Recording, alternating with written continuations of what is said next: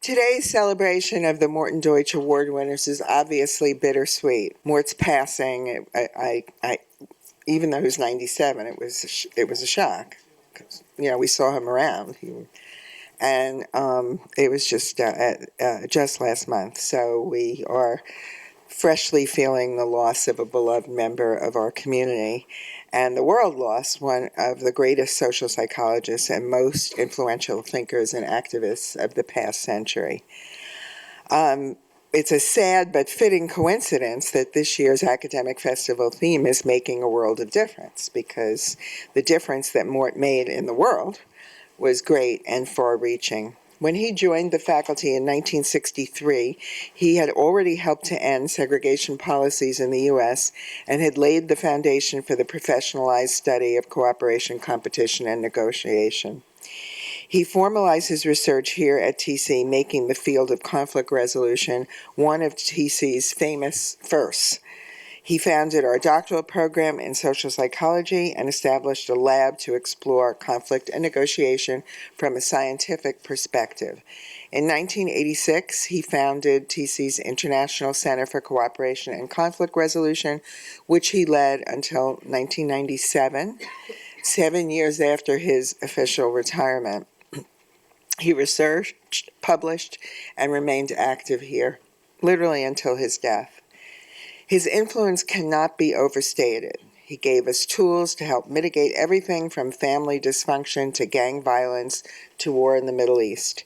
And he galvanized his ICCCR colleagues to carry on what he started and to discover new ways to transform conflict and hate into understanding and peace. Mort's scholarship had deeply personal roots. After the attack on Pearl Harbor, he joined the Air Force, flew on combat missions over Nazi Germany, and experienced what he called the devastation and horror of war. The global realities of the 20th century and his concern for social justice motivated him to examine the psychology of interpersonal and group relations. Teaching us how to care for one another became his life's work. He practiced what he preached. Mort was a passionate teacher and a dedicated mentor, as a number of you in this room today can attest. That includes his friend, protege, collaborator, and keeper of the flame, Dr. Peter Coleman, who is advancing Mort's legacy while making his own. Mort's work and ideas continue to inspire many of TC's leading scholars and students, including our outstanding award winners today, Dr. Derald Wing Sue and Hadia Shirazi. Congratulations to them both on their well-deserved honors. Mort's idea to launch the Deutsch Awards for Social Justice typified his commitment to support people and endeavors dedicated to ending oppression, sustaining justice, and to quote Mort, preserving our shared world. This year in particular, we remember with gratitude and pride all that Mort did for his students, for TC, and for the world. We will miss him very much. Good afternoon, everybody. I'm Peter Coleman. I'm one of the keepers of the flames and director of the International Center for Cooperation and Conflict Resolution. As President Furman mentioned, we lost Mort last month. And while his loss has left a hole in our hearts and our spirits here, we feel pretty confident that Mort really lives on through his work. He really believed in the here and now, and he believed in giving everything he could to his students and his community through his work. And so his spirit really continues on with his students and his colleagues and his grandstudents and his great-grandstudents. Many of you are in the room. And through events such as this. So let me give you some history as to how this event started. This is our 13th year of doing this. I do want to just say, though, that there'll be a memorial for Mort a week from yesterday, on the 14th, here at TC in the afternoon from 4 to 6. Everyone's welcome, so please attend if you can. But let me give a little historical context about Mort's work on social justice. He claims at some point to have been surprised that he had been working on social justice all of his life when he discovered he had, but he really changed the conversation about research on social justice in 1985. And he does like to say that he got interested in social justice when he was 5 years old, and some older boys were playing softball and wouldn't let him play, and he was enraged by that injustice, and when the ball came toward him, he grabbed it and ran into the forest and threw it away, and he thought that was reparations. And then later, as a busboy in the Catskills, he organized the busboys to strike, and so he feels like that was the beginning of his social justice work. But it really had consequences in 1974 when he published articles such as Awakening the Sense of Injustice, and then in 75 he published an article on equity, equality, and need, and it culminated in his book in 1985 called Distributive Justice, A Social Psychological Perspective, and that really caused some trouble in the field because Mort, as he was known to do, took on probably the most celebrated theoretical set of ideas in the field at that time, something called equity theory, that was had some underlying assumptions about capitalism that Mort wasn't particularly comfortable with, and he really sort of went after it and unpacked it and deconstructed it in a way that really stimulated the field and challenged and disoriented and infuriated many, I'm sure, but ultimately really reinvigorated the scholarship in this area. And so Mort continued to work on understanding issues of social justice, and in 2002, he was always sort of sitting in his office thinking about the next big question, and he came to a group of us and said, you know, my major concern right now is the increasing gap between the haves and the have-nots that exist in this country and around the world, and the consequences of that.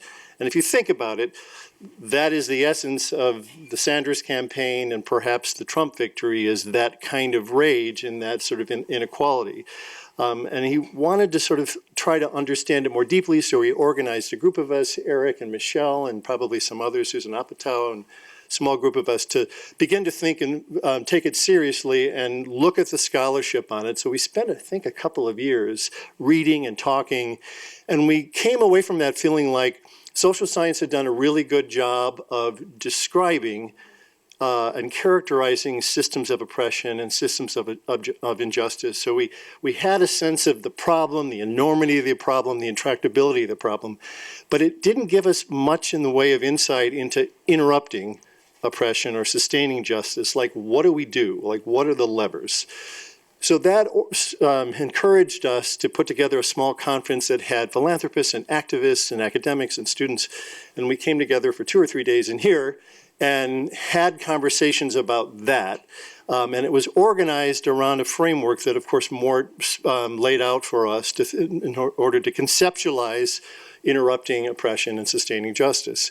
And out of that came many publications and some ideas and research agendas, but also came this event. We decided that we needed to provide some way to incentivize and recognize and celebrate excellent work on social justice for students and distinguished practitioners. So that's where this came from, was really his idea of trying to think carefully, systematically, and apply science to the idea of how do we change this world more constructively and in a more fair and just way. These are some of the past distinguished recipients, including Michelle Fine, who is here, who was the first recipient, Jeff Canada, Marjorie Benage, John Jost, Janos Rakowski, and Janos Zelak, who were involved in the peaceful transition of Poland to a democracy. Sister Elaine Roulet, who does extraordinary work in the prisons with families. Claude Steele, Irvin Staub, Jean Sharp, Gretchen Buchenholz, who runs the Association to Benefit Children, an extraordinary nonprofit in the city. Abigail Disney, a filmmaker and philanthropist extraordinaire. There's Susan Apatow. She's been involved all along as well. The Fortune Society, and then last year Mike Wessels, who works with child protection. And this year, Derald Wing Sue will join this roster. We've also had a group of the best and brightest students doing extraordinary papers. They come from all over Columbia. Daniel will describe the process a little bit, but essentially they submit papers that a panel of faculty review, and we pick the best one that has implications for interrupting oppression, sustaining justice. So that's the idea, is to try to, again, incentivize that and encourage that and then celebrate it as it occurs. So that's what our event is today. I do want to thank the people that organize this, because these things are so hard to organize. So I want to thank Drew and Danielle and Tim and Charlotte and Who else? Rosella Garcia. Is she here? Rosella isn't here, but the whole team is here. Okay. But I want to thank you all for supporting this and making this happen. There'll be two. Danielle will now introduce the student speaker. Is the student speaker? Okay, very good. Student speaker just got here. So Danielle will introduce the student speaker, and then I will introduce Derald, who isn't here because he's abroad with another commitment, but he has a video tribute, and then three of his colleagues and former students are here to celebrate him with us. So let's begin. Good afternoon. Thank you for joining us today. My name is Danielle Kuhn. I'm the Associate Director of the Morton Deutsch Center. I am pleased to introduce this student's recipient of the Award for Distinguished Graduate Student Paper focused on social justice. The call for student papers was open to all TC and Columbia students. Topics for papers this year ranged from the future of Indigenous power based on the experience of Standing Rock to the social and economic inclusion of waste pickers in Khartoum to post-conflict justice and peace building. The submissions were received from a broad array of programs here at TC and Columbia: clinical psychology, negotiation and conflict resolution, international and public affairs, development practice, and sustainability management. We are grateful to our judge who dedicated her limited spare time to carefully reading, reviewing, and providing valuable feedback for all of the papers. Thank you to Claudia Cohen, an associate adjunct professor with the social organizational program here at Teachers College. She's unable to join us today, but I'll pass along her thanks. The papers were impressive, wide-ranging, and enjoyable to read. They were evaluated on a number of dimensions, including a sound analysis of the problem and existing literature, innovative recommendations or solutions, and their general contributions to scholarship, practice, and policy. The papers were reviewed anonymously, and the feedback was shared with each student. While one winner was ultimately chosen, all the students expressed their gratitude to receive constructive feedback from an impressive faculty member representing different areas of scholarship. We are pleased to continue to honor Morton Deutsch's legacy by drawing more attention to scholarly and practical work in the area of social justice through the celebration of promising student work.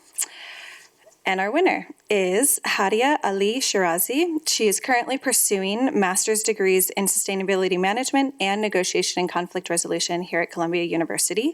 She serves as an ambassador for Girl Rising, the One Campaign, and Half the Sky. She's a climate reality leader, a youth expert in the Commonwealth Youth Climate Change Network, and was a delegate in the UN ECOSOC Youth Forums, World Bank Youth Summits, and the UN Youth Assembly. She was named a global champion for women's economic empowerment by the UN Women's Empower Women team, and is an SDSN Youth Local Pathways Fellow. There's more. She was invited to the inaugural United States of Women Summit by the White House Council on Women and Girls as a nominated changemaker, and was a finalist for the 2016 Forbes 30 Under 30 list. She has served on the board of the Young Women's Council of the High Water Women Foundation, was a mentor in Girls Right Now, Inc., an amplifier for Girl Be Heard, an advisory board member at Cristo Rey High School, and member of the Grants Advisory Committee of the New York Women's Foundation. Incredibly impressive, yes. Hadia's research and advocacy focuses on the intersections between sustainability, climate change, disaster risk reduction, gender, and peace and security. And now, Hadia will provide an overview of her winning paper. Good afternoon, everyone. Thank you so much. Thank you, Dr. Coleman. Thank you, Danielle. It's really incredible to be here 1 year later after I wrote this paper. This time last year, I was basically living in SIPA in the library. I was locked in twice. You can ask the librarians. They know me. They know me well. This paper is actually 120 pages long. It became a book. And this was a small segment of what I discovered over about 2.5, 3 months of research, of going around the world and finding these incredible stories of women and girls. But before I start about that, I'd like to thank a few people. I'd like to thank my professor, Dr. Susan Blaustein. She's not here right now, but she created this class called Women in Cities, which essentially created a space for me to think about these issues, to think about cities that are often designed by men and were really built for men, and where women belong in these cities and what's the future of these cities. And I'd like to thank my parents. I'd like to thank my father, who woke up at 5 a.m. sometimes to drive me to the only basketball court in the city so I could practice in peace. He slept in the car sometimes outside parks. so I could play soccer during the middle of the day in 90-degree weather in Karachi, Pakistan. I'd like to thank my mother because she stood up for the right for me to play sports. And I thank my brother because he is the greatest champion that I know of girls growing up, and he was the greatest competitor that I could learn to play against. I'd like to thank my friends. I'd like to thank my teachers for supporting me and for being there for me. And last but most importantly, I thank the millions of women and girls around the world who basically risk their lives and their safety every single day playing on unequal playing fields. So to start, I'd like to talk a little bit about the background. What you can see are little black and white dots. What's really interesting is if you were to zoom in, this is what they're made up of. This is what women back home looked like. This is what I grew up seeing. This is the view out from the boundary wall of my house where I grew up. And that's what the world outside looked like. So you can zoom in and see that's kind of what you can see. And that was the view from my bedroom. Thankfully, that was not the way I had to see the world, because right across the border, across the Duran line in Afghanistan, there were millions of women and girls for years who were basically trapped, locked in, behind nets, behind bars, behind windows and doors. And this was their worldview, and for many of them, it still is. Can you imagine that being how you look at the world? So, talk a little bit about the process. I decided to define public space basically as any open space that's open to people regardless of their race, gender, ethnic background, socioeconomic class, kind of a broad definition. And I decided to really restrict it to sports arenas and these athletic facilities that are going to be sports, stadiums, anywhere where basically women and girls could train, practice, play, and also be there present as spectators. So there are two aspects. One is participating in the sport, and the other is to actually be able to watch. And so my theory really was that I believe that the reason that there's unequal access and it's not safe for women and girls to participate is because we have these historic, deep-rooted, entrenched biases within the architectures of laws, of governance systems, within countries, within societies, communities, and then also a local lack of knowledge, whether it be their own basic civic rights and broader humanitarian law. And so that 3-month journey kind of looked a little bit like this. Lots and lots of reading, a lot of public hearings, a lot of videos, a lot of interviews, essays. What was interesting was that a lot of my data requests were denied, or they were ignored, or there was actually no data because there are countries that actually don't believe in capturing this kind of data. Or as we know, even here, a lot of data was not gender disaggregated, so it wasn't very useful. So I went with what I thought was going to be most powerful: testimonies and stories of the women and girls that were impacted by these issues. So we're going to start, we're going to do a little bit of continent hopping, and we're going to start by taking a trip to my hometown, Karachi, Pakistan. Karachi has a population of 25 million. That's 3 times the size of New York, if you can imagine that. And it's very tiny, so it's very, very crowded. And as most of you might, some of you might know, but cricket is what, South Asia, we worship cricket. I grew up playing cricket. Everybody loves cricket. You really have to have a team. You can't live there without that. And women get to play cricket. But what is really, really unfortunate is that minimal freedom comes at a price. So sexual harassment is one of the biggest problems faced by female athletes back home. And one of the issues that came to light in 2013 was that 5 female cricketers lodged a complaint of sexual harassment against one of the chairmen of the local clubs, and said, that he was demanding favors in return for giving them time to play. And then suddenly, some of them retracted their reports, and others decided to testify against the players that had filed this claim. And very quickly, everybody, including some parts of the country, turned on them. And unfortunately, a few months after this complaint was rejected and denied, a 17-year-old fast bowler, she took her life. And that really brought this issue to the forefront for me, because I hadn't realized that this had become so rampant. The other very inspiring figure for me is Maria Turpakai. She actually was raised as a boy for a while. Her father decided it would be all right if he didn't really tell people that she was actually a girl. And so this young woman grew up competing in heavy lifting competitions and beating out the boys, and then she picked up a squash racket and decided, this is what I want to do. However, when she wanted to enroll in the academy, she had to provide a birth certificate, and that's when they figured out that she was a girl. And immediately death threats ensued. It got so bad that she was basically on house arrest, and she had to basically smash a ball against her bedroom wall because she couldn't practice.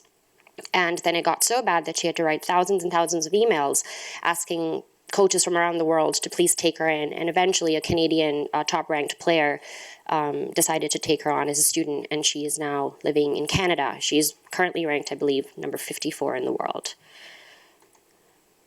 And that's her.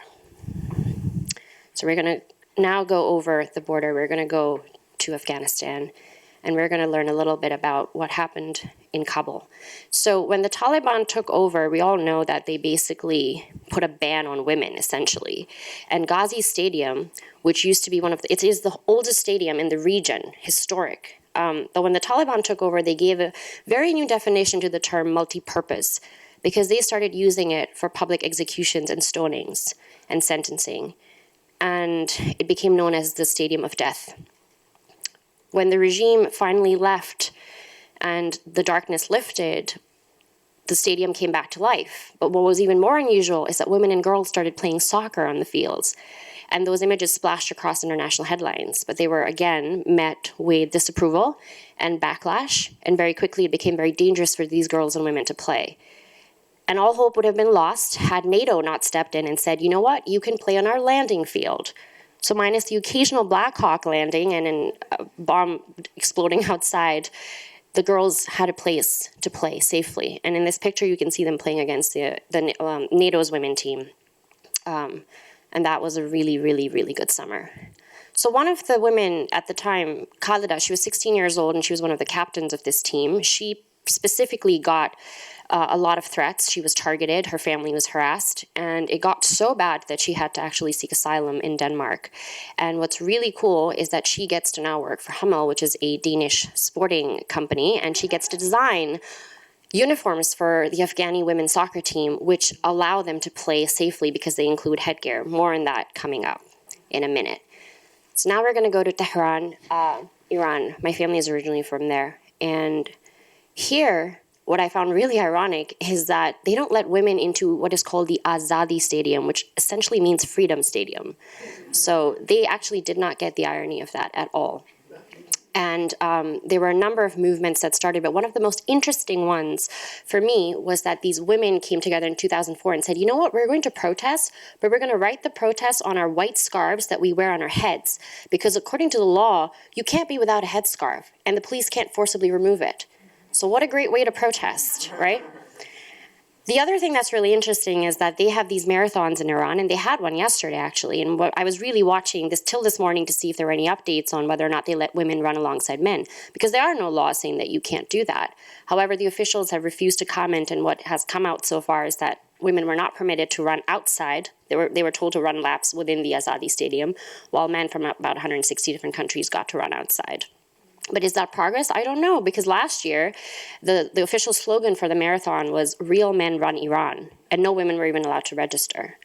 So maybe it's progress. I don't know. I'm skeptical. And now we're going to go to the next part where I actually look at the range of obstacles and barriers, and I picked a few case studies that would be interesting to look at. So we're going to come back now to the United States of America. And we're gonna talk about turf wars. And so as somebody who played soccer on real grass, I had no idea. Well, it was drought-stricken grass, but it was still grass. And I had no idea that how dangerous and horrifying it is to play soccer on turf. Because first of all, when you play soccer on turf, the temperature could be 35 to 50 degrees higher than what your average temperature is. The balls actually bounce higher, so the opposing side has an advantage because the goalies can catch it a lot easier. If you have the unfortunate, if you fall and you end up hurting yourself, well, it's going to look like this. And those are Sidney Leroux's legs that basically went viral after the 2015 World Cup. So the 70 women, I think, from about 16 different national teams complained to FIFA, to the Canadian board, saying that this is unbelievable that men have never, ever had to play on turf. But women's teams, finals, quarterfinals, it doesn't matter. They've always had to play on turf. They refuse to lay down grass, which is essentially discrimination. And you know what FIFA said to them? They said, well, you can keep your complaint. We don't really care if the court rules in your favor. We're not going to lay down the grass. And then we have our own very own U.S. Federation, Soccer Federation. So let's see what is happening here. Men always fly business class, women always fly coach. Wait for it. You get 2 million, all of them, 2 million for winning. And for losing, you get 9 million. And that doesn't even count what actually ends up happening to their base salaries. I have a lot of data on it. We don't have the time to go into it, but it is horrifying that you are basically making the choice to be poor if you want to be a female soccer player in America, unless you make it really, really big and you stick it out for 10, 15 years, have no injuries, and just are lucky. Now we're going to talk about the hijab bans. So this is a picture of the Iranian women's team crying as they walked off the field because a Bahraini FIFA official had told them that they were banned and they had basically lost the match because they refused to take off their headscarves. Because FIFA has a rule from their 2010-2011 rule book that says that religious headgear was not permitted. And secondly, any kind of equipment that might pose a threat or danger to other athletes is not permitted.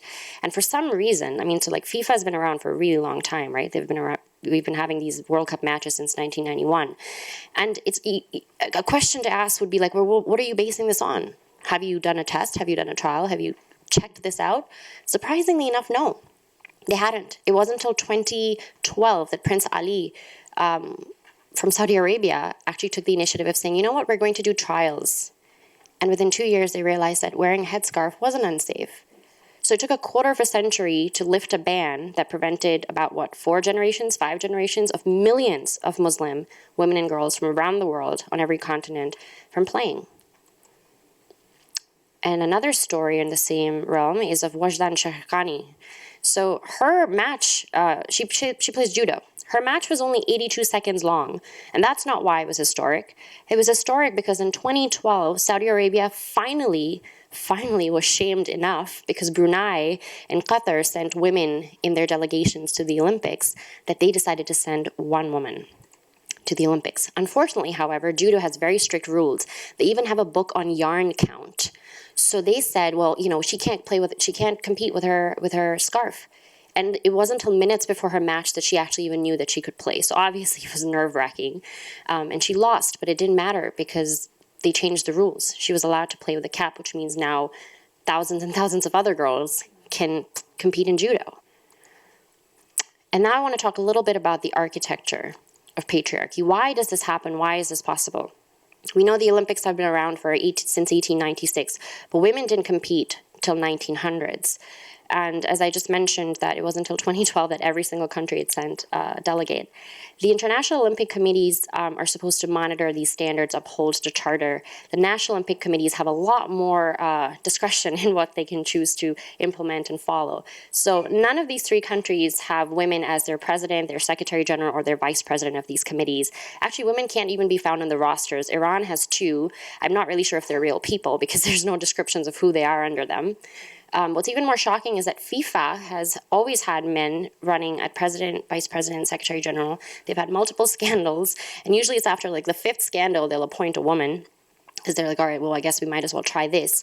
But here's my question. Can you imagine that having no diversity on a panel of people that make the laws for a sport means that you're never going to have people thinking about, well, what is it like for a Muslim girl to play soccer? And that could have been resolved had we had that diversity. And what's even more not ironic for me is that this was 3 weeks ago. So I guess you can spot the missing girl, right? Because 13 men on the girls' council, and that's symbolic of like what the problem is. And so very quickly, we have a number of laws, we have a number of treaties, we have a number of agreements that these countries are parties to, but it doesn't mean anything because they're not enforced, because nobody's writing amicus brief after amicus brief going after them. There is no public pressure. There is no outrage. So there's 2 quick examples. We have this concept, there's sports for equality and sports for peace, because there is this idea that you can use sports as a unifying factor in communities that are coming out of conflict. And you can always also use it as a tool for raising awareness about inequality. And in Afghanistan, they're doing that through the Afghan Women's Network. 92 NGOs are actually encouraging girls to play in sports, take on leadership roles. In Rwanda, they're training girls to become referees. And also in Rwanda, they're doing this really amazing initiative. They're bringing Hutu and Tutsi girls together to play. And that's supposed to build leadership, empower them, and start dialogue. And that's Sports for Peace. And lastly, I just wanted to say that, I find that I was there when the Sustainable Development Goals were passed. I watched that entire process happen from start to finish that summer. And there is a paragraph, 37, that talks about the importance of sports as a tool for facilitating peace and empowerment, inclusion, etc. And we have all these goals that are interconnected and would make this possible. But really, what is the incentive to implement it? That was the question that I was left with, and I'm still left with. So next steps for me is I would love to be able to continue this research. I came across over 250 case studies. I had to pick about 25 for my paper. I showed you maybe like 7. But I just want you to think about these stories and think about what our world could look like, what it could be like if you had freedom. And honestly, in living in a country where it was a land of closed windows and closed doors and closed minds, sometimes the only freedom I had was sports. So this work matters. It really, really does. And I thank you so much for recognizing their voices and their stories and helping me tell their story.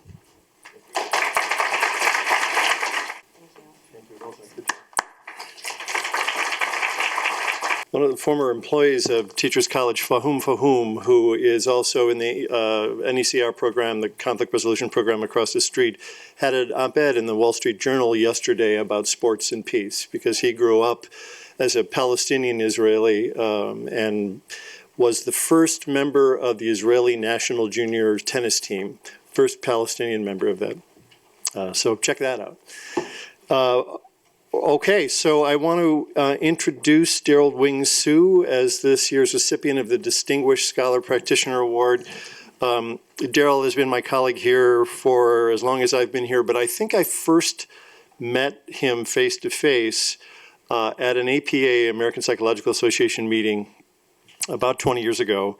I had given a seminar in a small room on peace psychology with about 7 people and left that quickly to go run to his session. And as I reached his session, there was a room holding probably about 250 people, and there were about 500 people in the room, and it was packed and overflowing. And I thought, okay, so this guy has something to say, right? And I was right. He has been one of the most extraordinary pioneers in the field of multicultural psychology, particularly his work on microaggression theory, but other work as well in the psychology of racial dialogues and multicultural counseling and therapy and the psychology of racism and anti-racism. He's a professor here of psychology and education in the Department of Counseling and Clinical Psychology, author of over 150 publications, 19 books, numerous media productions. He's a very busy person. For example, his book, Counseling the Culturally Diverse Theory and Practice, 2016, which is in its 7th edition, has been identified as the most frequently cited publication in the multicultural field since its first edition. So he is an extraordinary colleague. And we, as I said, he's traveling today, and he was really thrilled to be nominated and really disappointed not to be here. So we have to live with that ambivalence. But I believe we have a video of him, right? Someone? Yes. That will play, which is an interview I think that Laura did with him. So we'll have a few moments of that, and then then Laura Smith and some of Derald's former students will speak to his impact on them. So congratulations on winning the Social Justice Award from the International Center for Cooperation and Conflict Resolution. Thank you. I'm really quite pleased and honored, Laura, and I really regret that I'm unable to be there in person to accept this award, especially since I respect so much the work of Morton Deutsch in terms of the work that he has done in terms of intergroup conflict. Much of what he does really is a background for my own work in terms of social justice. Speaking of your own work, maybe you could say a few words about sort of what led you to the point that you're at in your work. Yes, early on in my career, what I did was a lot of work on multicultural counseling and therapy. especially in the area of cultural competence. And in my early work, I noticed that almost all theories of counseling and psychotherapy were Western European in orientation. And while it was meant to liberate and free and help, for example, clients of color, oftentimes therapy was quite oppressive for them. And as a result, I began to try to explore culture-bound, class-bound, and linguistic factors that served as barriers to what I considered to be effective multicultural counseling. And given that we are where we are now, in terms of the current socio-political climate, what are your thoughts about sort of your work in that context? You know, this is really a very important time or period in our nation's history. What I'm going to say may be disturbing or offensive to other people about the current political state, especially since I think that when you talk about social justice, you're talking about equal access and opportunities, and social justice is not value neutral. So in terms of what I hear, especially from the Trump administration, when he ran for office, when he made statements like, "Make America Great Again," what I realized was that these were, there were underlying messages that he was sending. One of the messages was that make America white again. Make America a period of time in which women knew their place. Make America, again, a time in which marriage was between a man and a woman, in which LGBTQ individuals were considered abnormal, as we in the mental health field know that DSM tended to classify being gay as a mental disorder. Those are the things that I hear going on, and I oftentimes ask myself, why is this happening at this particular time? And my understanding is that this huge pushback that is going on is a reaction against multiculturalism. A reaction against the changing demographics of our nation and society, and that there are certain segments in our population that feels that a way of life is ending. And they are pushing back hard against this. And a lot of times people tell me that they're very depressed and upset with what's going on. They feel powerless. And I try to communicate to them the reason why they're pushing back so hard is that they fear us. They fear the changes that have occurred. And with fear, there is an indication that we have power to continue on this important journey. And I see this journey really as that of social justice. And you've contributed to social justice work in psychology and education in so many ways. One of the things that you're best known for is your work on microaggressions, a concept that has important implications for psychology and for education and for public policy and other areas. Could you talk a little bit about microaggressions and some of the implications? Yeah, first of all, I want to say that I was not the one who coined the term microaggressions. This was coined by Chester Pierce, an African-American psychiatrist at Harvard University. He did original studies in the 1970s that were relatively ignored, I believe. In fact, he was a subject, his work, of microaggressions in itself, in which they felt they were unimportant.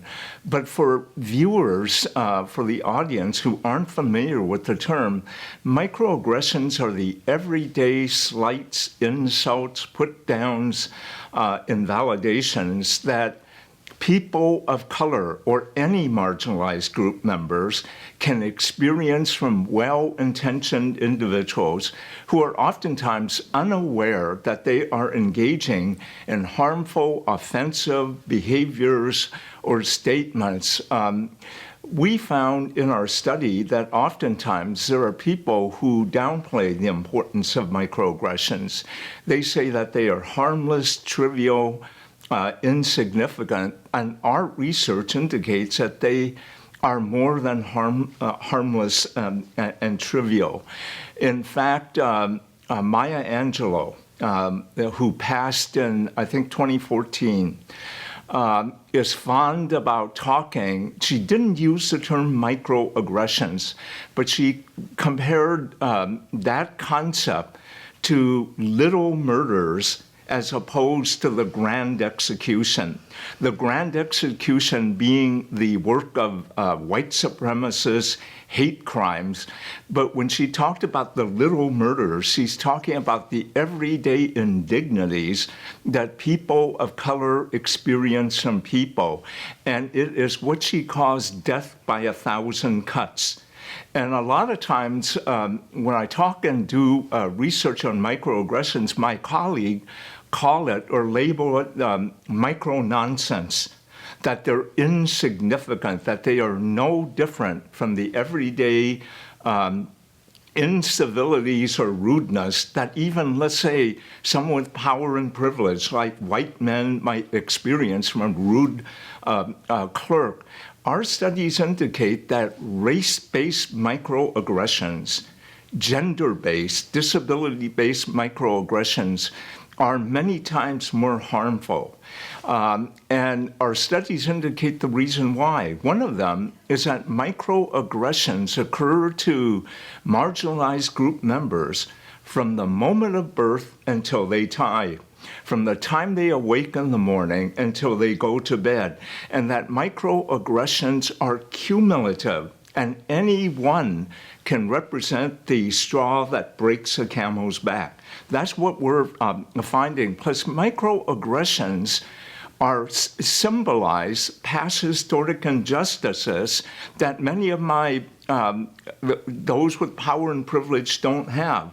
For people of color, it symbolizes the incarceration of Japanese Americans, the enslavement of blacks from Africa, the taking away of land of the indigenous people of this country. And it's very similar to almost telling people that's happened in the past. It doesn't matter. You tell a Jewish brother or sister that the Holocaust is of the past, and you get some idea of how dominant and detrimental it is to the life experience of people of color. Thank you.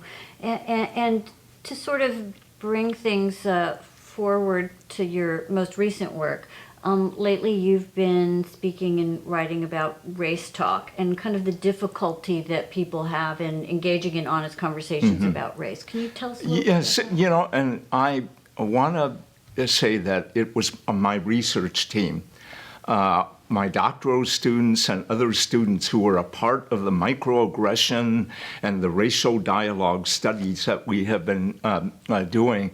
I began to think about racial dialogues. What makes it so difficult for people to honestly talk about race? We found, for example, that we went into classrooms when we interviewed students of color, white students, faculty of color, and white faculty, that a difficult dialogue occurred almost all the time. It was triggered by a racial microaggression. Now, when this happens in the classroom, our studies indicate that oftentimes white professors and white students sense tension in the room, but they cannot put their fingers on what it was that created this situation. But when you talk to professors of color, students of color, they know precisely what happened. In fact, when a microaggression usually occurs in the classroom, our observations are that students of color make immediate eye contact with one another. It's almost like, yes, that happened. But the rest of the class and the professors oftentimes don't see it. And when you don't understand what constitutes a difficult dialogue on race, you cannot make it a learning opportunity. And this led us to begin to talk about what prevents the thing that makes it difficult for the people of color to talk about race is different from that of white individuals. And I don't really have time to talk about people of color, but our studies focused on what makes it difficult, for example, for a white student to honestly participate on a racial dialogue in the classroom. And we identified 4 major barriers. The first one is the fact that many white individuals fear that whatever they say will be perceived as being racist. So they tiptoe around the topic. They engage in what I call strategic colorblindness. That is, that if I don't see race, I can't talk. I don't need to talk about it. And they do that in order to protect them from being perceived as being racist. But social psychological studies suggest that that maneuver and their what we call rhetorical incoherence that they evidence when they begin to talk about race and the anxiety so makes them appear more biased by outside observers. When we peel that layer away, we get to the layer in which it's not so much that they fear that they will be perceived as racist, but that they do harbor racial attitudes, beliefs, and biases that is outside their level of awareness. And it is frightening for them to acknowledge that because innocence and naivete disappears and they have to accept the fact that they were complicit in terms of this. The third level deals with that of privilege, that even if they get through to that level, they have to realize that that they have benefited from white privilege and that it isn't meritocracy, what they did, that necessarily helped them achieve the position that they did. So that because they are good, moral, decent individuals on a conscious level, it is very difficult for them to accept it. And the last level that our studies indicate was that even if we bring trainees to the point of being non-racist, that is not enough. The fourth level, the greatest challenge that we find, is to become anti-racist, anti-heterosexist, anti-sexist. There is a difference between awareness and taking action. And that is where we began to study what you have researched, which is white allies. What prevents people from becoming white allies? And we find that we don't prepare individuals sufficiently to enter the real world. For example, Teachers College mission of social justice is outstanding.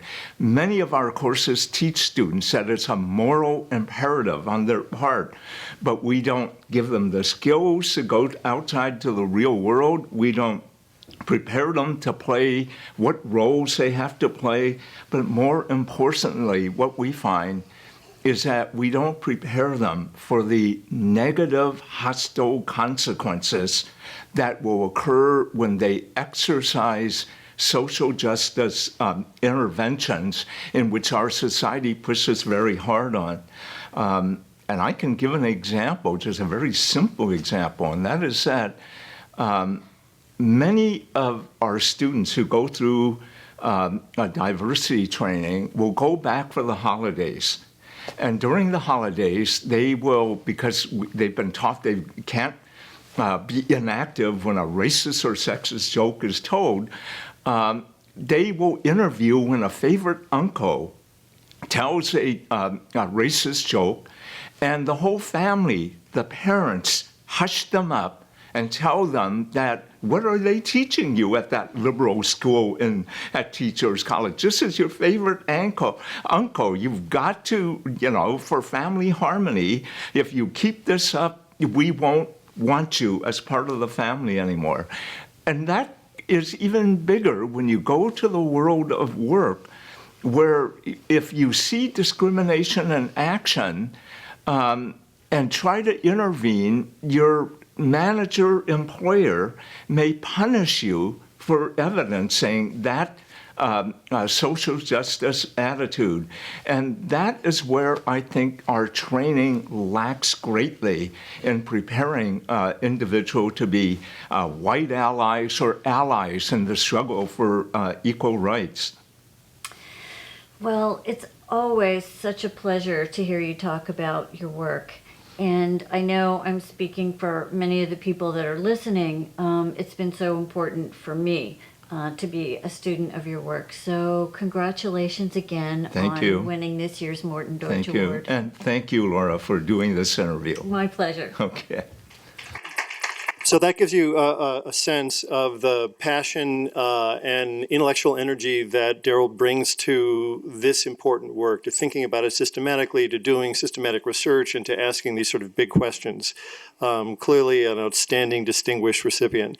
So Laura, thank you for that. And Laura Smith, who is Associate Professor in the Department of Counseling and Clinical Psychology here at Teachers College, who famously did the interview, and also studies, does research on social class and poverty, influence of classism on psychological theory and practice, development of socially just practice models, and participatory action research in schools and communities. So is involved in very similar kinds of work. Welcome, come on up. I'll just add a couple of words to what you've already gotten to see from Derald and I chatting about his work. One of the things that I've been thinking about as I sat here today was all the many reasons that Derald is such a fitting recipient of an award like this. And I'm so proud to be here as a representative of our specialty, counseling psychology, in accepting this award for him today. Looking at the list of previous award winners, it's a wonderful, distinguished group that he's joining.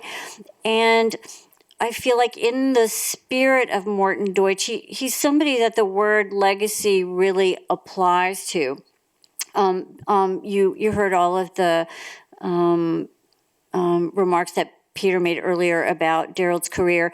For those of us who are applied psychologists who practice psychotherapy, Derald was one of the very first of those, way back in the 1970s, to talk about the harmfulness of culturally incompetent practice. And he chaired the committee in 1981, the Division 17 committee, that was charged with suggesting guidelines for cultural competence. And the report of that committee in the 1980s was the foundation for APA's current multicultural guidelines, which are foundational to all the work that we do around the impact of racism, poverty, heterosexism, sexism, and other kinds of oppression in the lives of our client, and in the ways that we address the impact of the isms in our work as psychotherapists. And I'll finish just by saying the way that I know Derald as a person also makes him a fitting recipient of this award. I only knew Dr. Deutsch from afar, but he was one of my elevator friends. He took the same elevator that I did every day, and I mean every day coming to work. And that sort of commitment and passion for what he did, anybody that knows Derald knows that he also has. It doesn't matter that it might be a semester that he's on sabbatical or otherwise on break and not here. He is in his desk at 5 a.m. At the latest, and really has been a wonderful kind of model for me of what life and work can be when what you care about deeply isn't separate from the way that you want to just live your life as a person. He isn't somebody that sort of goes to work and then lives on the weekend. He's doing what it's in his heart to do every day when he comes here to TC. And that's been a beautiful thing for me to see coming here as a new faculty member. From the beginning of my time here as a faculty member, I was lucky enough to have Derald as my mentor. Yes, I hit the jackpot.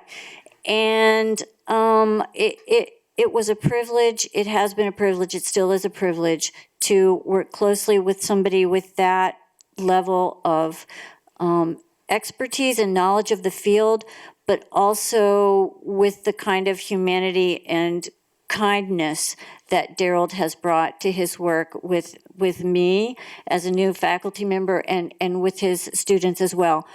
I feel like I know these students, not just in the past not just from in the past when they were in our program. I feel like I know them like today. I know their doings as of like a month ago, because Derald is so proud of all of his students that I get the scoop on all of them. And these two are now distinguished professors in their own right. So I hope that you'll join me in welcoming them to talk about their work with Derald. So Kevin and I are kind of going to talk together about the legacy and the importance of Derald's mentorship on our personal and professional lives. Before I say that, though, I just want to say that, as Laura mentioned, we're only a small representation of the countless lives that Derald has touched, either through his direct mentorship, through students taking his classes, or through the majority of students studying counseling and psychology being exposed to his written words through Counseling the Culturally Diverse. I also want to mention some of our colleagues who aren't here, but who are teachers, college graduates, who we still fondly referred to as Sue's crew, which was our term for Derald's research team. I think Kevin may have coined that term. I'm not quite sure. It was a few years before I joined the team. But Gina Torino, Christina Capodilupo, Angela Kim, Nicole Jackson, Rachel Kim, Sue Kim, Shantae Williams, Annie Lynn. Those were the people that I kind of joined the team with, along with Kevin Nadal, whose work really has inspired me. And I'm just going to touch upon three areas that really exemplify the extraordinary impact Derald has had on my personal and professional life. The first has to do with just representation. I'm from Wyoming originally, a rural state. Who's been to Wyoming in here? Yeah. Oh, well, that's quite a bit. Wow, I'm very surprised. That's more than I usually get. But growing up in Wyoming, growing up as a first-generation college-going student from a low-income background, growing up Latino and growing up gay, I didn't have a lot of representations of various people doing well in careers outside of service industries. And along the way, I was thankful to have had educational experiences that helped to kind of shift that for me, but it really was working with Derald. That's why I came to Teachers College, quite frankly. It was kind of work with Derald or not go on for a doctoral degree. So I'm really blessed that I got in and was matched with Derald, but the representation of just him being another man of color meant the world to me. If you're familiar with the statistics of faculty racial-wise in the academy, only 5% of faculty represent Latino, Latina, Latinx experiences. And so for me, even being accepted into Teachers College, joining the academy as a professor was something that I still did not quite fully think or believed was for me. But working with Derald for those 6 years, just having another man of color as that representation of what it could be like to be a person of color in academia really did change the world for me, and has really changed the world for me for the best in terms of being a professor currently. Also, his mentorship is quite different compared to previous mentors that I had. I kind of think of him as a collectivistic mentor.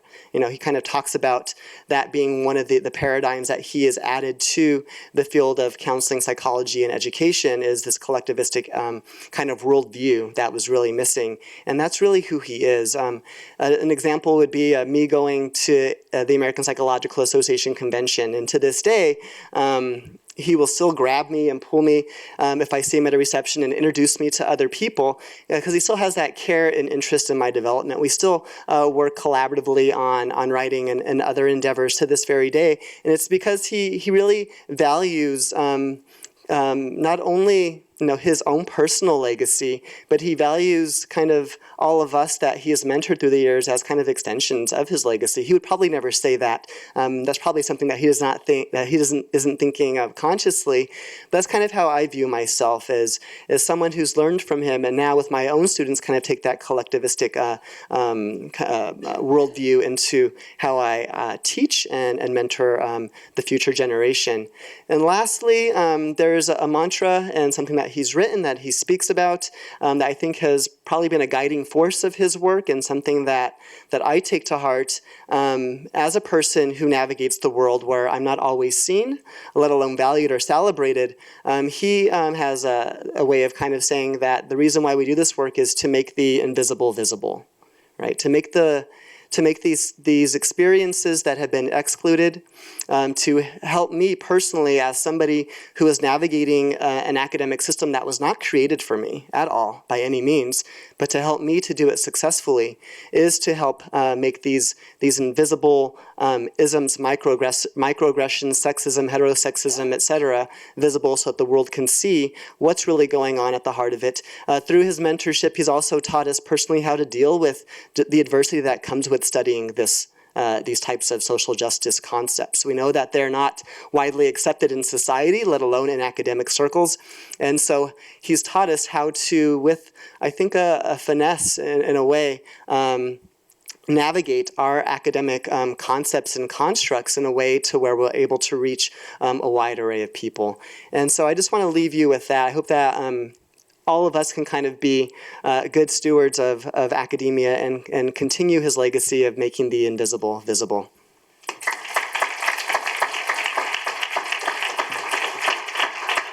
So I also want to echo a lot of what David mentioned in terms of Derald just being an outstanding mentor. One of the things that I think is really important for me to say is that Derald is a mentor who forces you to model what he does without necessarily telling you what he thinks you should do. He's someone who I describe as my second Asian American father, because not only is he my academic father, but he's somebody who really looks out for me and guides me in ways that I never knew that an academic mentor could. I first learned of Derald's work when I was an undergraduate student, and I read what was then called Counseling the Culturally Different, which later became Counseling the Culturally Diverse.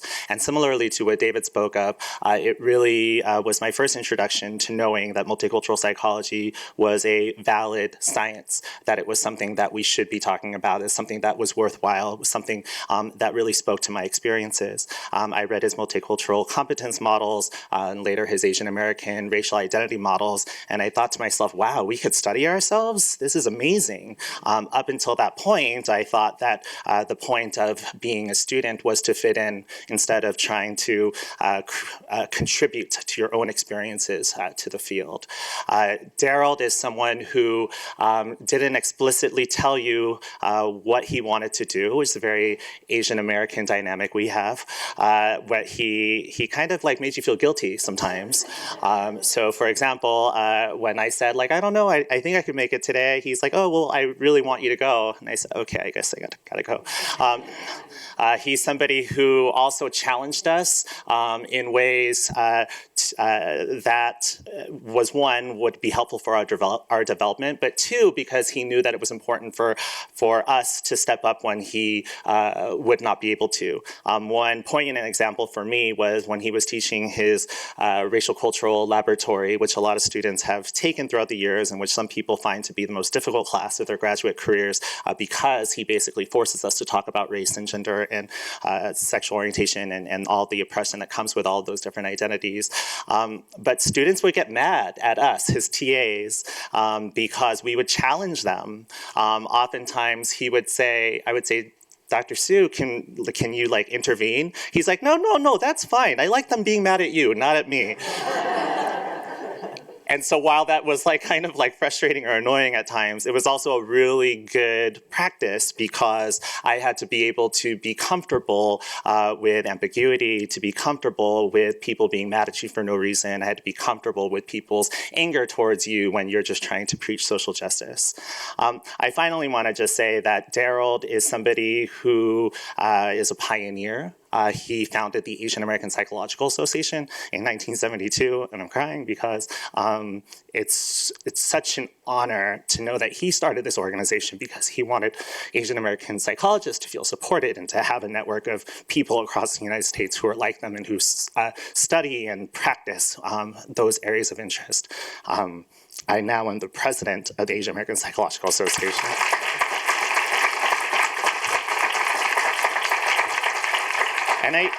And I say that not to boast, but because it really comes full circle for me. Because I see all the ways that he's impacted the world, and I've seen all the ways that he's been the first Asian American Psychological Association. He's one of the first people to study and promote multicultural competence. And so he makes us want to be the second and the third, and he reminds us that we have to uplift the fourth and the fifth as well. So congratulations to Dr. Sue, to Derald, and thank you so much for allowing us to speak.